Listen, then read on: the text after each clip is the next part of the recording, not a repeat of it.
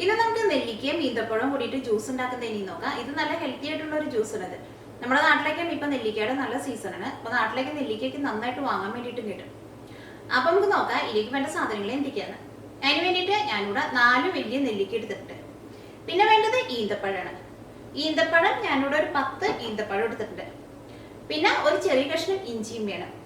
ഇനി ഇത് ജ്യൂസ് ആക്കാൻ വേണ്ടിയിട്ട് ആദ്യം തന്നെ ഈന്തപ്പഴം കുറച്ച് വെള്ളം ഒഴിച്ചിട്ട് ഈന്തപ്പഴം വേവിച്ചിട്ട് ഈന്തപ്പഴം നല്ല സോഫ്റ്റ് ആക്കിയിട്ട് എടുക്കണം.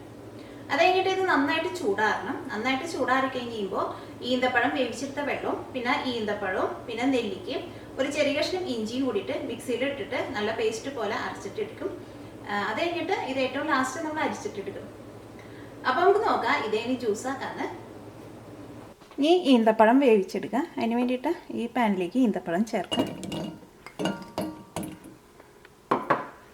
ഇതിലേക്ക് 1 കപ്പ് വെള്ളം ചേർക്കാം. തീ ഓണാക്കാം. ഇത് മൂടി വയ്ക്കാം. ഈ ഈന്തപ്പഴം വെന്തിട്ട് ഈന്തപ്പഴം നല്ല സോഫ്റ്റായിട്ട് വരണം. ഇത് വെള്ളം നന്നായിട്ട് തിളച്ചിട്ടുണ്ടെങ്കിൽ ഒരു 2-3 മിനിറ്റ് വെള്ളത്തിൽ കിടന്നിട്ട് നന്നായിട്ട് തിളച്ചാൽ മതി.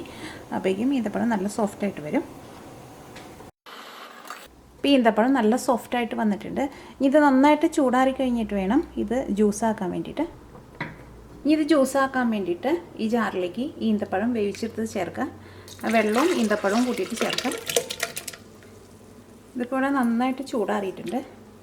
ഇതിലേക്ക് നെല്ലിക്ക ചേർക്കാം. നെല്ലിക്ക ചേർക്കുമ്പോൾ പതുക്കൊന്ന് ചെറുതാക്കിയിട്ട് ചേർക്കുക. അതിൻ്റെ ഉള്ളിൽ നിന്ന് ആ കുരു മാറ്റണം.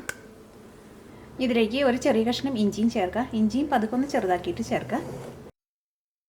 ഇത് നല്ല പേസ്റ്റ് പോലെ അരച്ചിട്ടെടുക്കുക.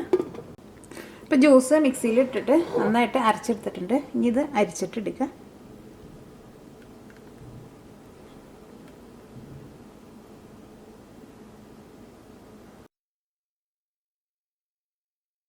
അപ്പോൾ ഇതിൽ നിന്ന് ജ്യൂസ് നന്നായിട്ട് അരിച്ചിട്ടെടുത്തിട്ടുണ്ട്. ഇതൊരു ഗ്ലാസ്സിലേക്ക് പകർത്താം.